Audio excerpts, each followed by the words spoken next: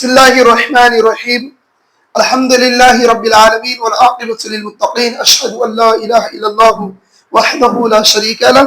وأشهد أن محمدا عبده ورسوله أما بعد عن أبي هريرة قال كان رسول الله صلى الله عليه وسلم يرغب في قيام رمضان من غير أن يأمره بعزمته فيقول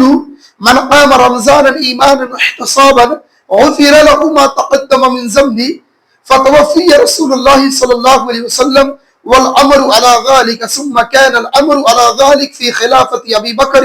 وصدر من خلافة عمر على ذلك رواه مسلم في کتاب الصلاة المسافرین۔ معزز سامعین، ایک روایت ہے جسے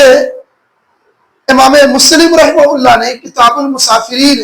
جہاں پر مسافروں کی نماز کا تذکرہ کرتے ہیں، اس روایت کو ابو ہریرہ رضی اللہ تعالیٰ عنہ سے نقل کرتے ہیں۔ حدیث نمبر 759 ہے۔ کہتے ہیں ابو ہریرہ کہ انہوں نے کہا رسول اللہ صلی اللہ علیہ وسلم قیام رمضان کی ترغیب دیتے تھے بغیر اس کے لوگوں کو اس کے بارے میں پختگی کے ساتھ حکم دے۔ چنانچہ فرماتے تھے من قام رمضان ایمانا واحتسابا غفر له ما تقدم من ذنبه، جو شخص بر ایمان رکھتے ہوئے، یعنی جو شخص رمضان المبارک پر ایمان رکھتے ہوئے ثواب کی نیت سے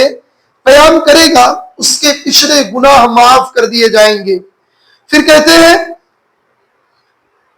فتوفی رسول اللہ صلی اللہ علیہ وسلم، پھر رسول اللہ صلی اللہ علیہ وسلم وفات پا گئے۔ معاملہ اسی پر تھا یہاں تک کہ ابو بکر کی خلافت آئی، پھر عمر کی خلافت کے شروع میں معاملہ اسی پر تھا۔ معزز سامعین، یہ روایت میں واضح ہے اللہ کے رسول صلی اللہ علیہ وسلم اپنے صحابہ کو اور اپنے اہل و عیال کو اس بات کی ترغیب دیتے تھے کہ قیام اللیل کا اہتمام کیا جائے۔ عام دنوں میں جسے قیام اللیل کہا جاتا ہے، رمضان المبارک کے مہینے میں تراویح کی نماز اسے ہی کہا جاتا ہے۔ لہذا اللہ کے رسول صلی اللہ علیہ وسلم اس بات کا لوگوں کو حکم دیتے تھے کہ رمضان المبارک میں اس کا اہتمام کیا جائے۔ آپ کو وہ واقعہ معلوم ہے، مشہور واقعہ، اللہ کے نبی صلی اللہ علیہ وسلم نے 3 دن نماز پڑھائی، اس کے بعد اللہ کے رسول کہتے ہیں مجھے ڈر یا خوف ہوا کہ کہیں یہ لوگ اسے فرض نہ تصور کر لے، اس لیے اللہ کے رسول صلی اللہ علیہ وسلم نے اسے چھوڑ دیا۔ اس کے بعد لوگ اس پر ترغیب کرتے رہے، یہاں تک کہ ابو بکر کی خلافت آئی، عمر کی خلافت آئی، ابو بکر کی پوری خلافت ختم ہو گئی،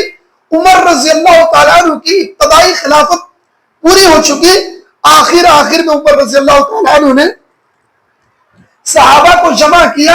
اور باقاعدہ نماز پڑھانے کے لیے حکم دیا کہ اس کی امامت کی جائے۔ لہذا اس کے بارے میں اللہ کے عمر رضی اللہ تعالیٰ عنہ کے اقوال موجود ہیں کہ باقاعدہ انہوں نے اللہ کے رسول عمر رضی اللہ تعالیٰ عنہ نے تمیم دارمی کو حکم دیا کہ جاؤ تم قیام اللیل کا اہتمام کراؤ۔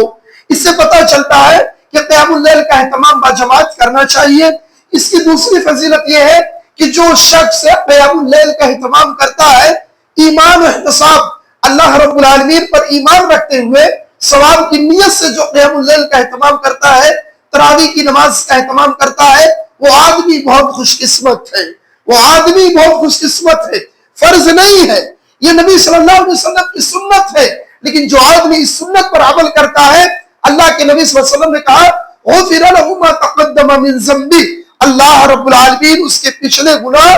بخش دیتے ہیں، اسے معاف کر دیتے ہیں۔ لہذا امت محمدیہ کے لیے اس سے بڑی خوشخبری اور کیا ہو سکتی کہ اللہ رب کریم اس کے گناہوں کو معاف کر دے۔ لہذا معزز حضرات، اگر بلا عذر تراویح کی نماز نہیں چھوڑنی چاہیے۔ اگر اللہ تعالیٰ تمہیں کوئی عذر نہیں تمہارے پاس ہے، کھڑے ہونے کی طاقت ہے،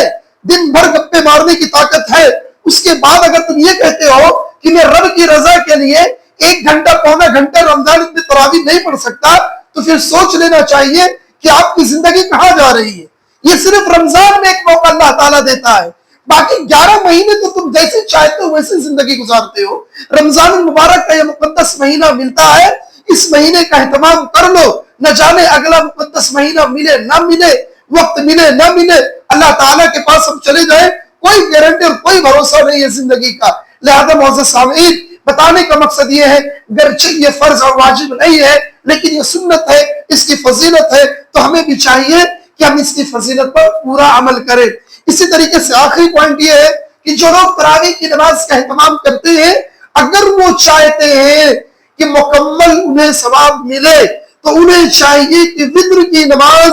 امام کے ساتھ پڑھے۔ اللہ کے نبی صلی اللہ علیہ وسلم نے کہا جس نے قیام اللیل کا اہتمام کیا اسے پوری رات ثواب ملتا ہے، اسے پوری رات عبادت کرنے کا ثواب ملتا ہے۔ تو جہاں قیام اللیل ہے اسی سے اٹیچ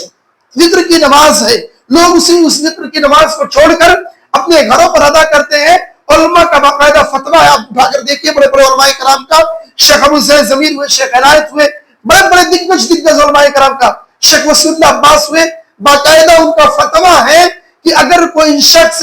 تراویح کی نماز پڑھ لے اور تراویح کی نماز کے بعد جا کر اپنے گھر پر وتر کی نماز ادا کرے اس کی نماز ہو جائے گی، نماز میں کوئی خلل نہیں آئے گی، لیکن جو اسے مکمل ثواب ملنا تھا اس ثواب سے آدمی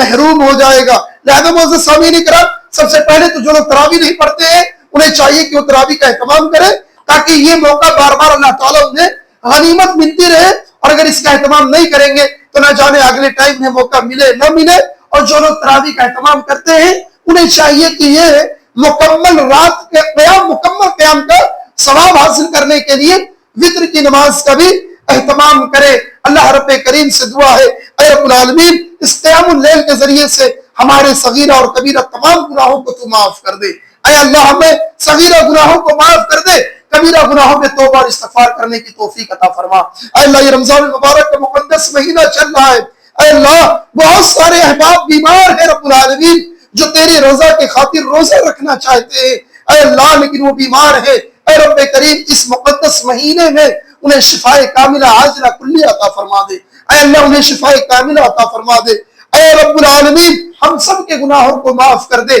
آمین تقبل یا رب العالمین۔ سبحانک اللہم بحمدک اشہد ان لا الہ الا انت استغفرک واتوب الیک۔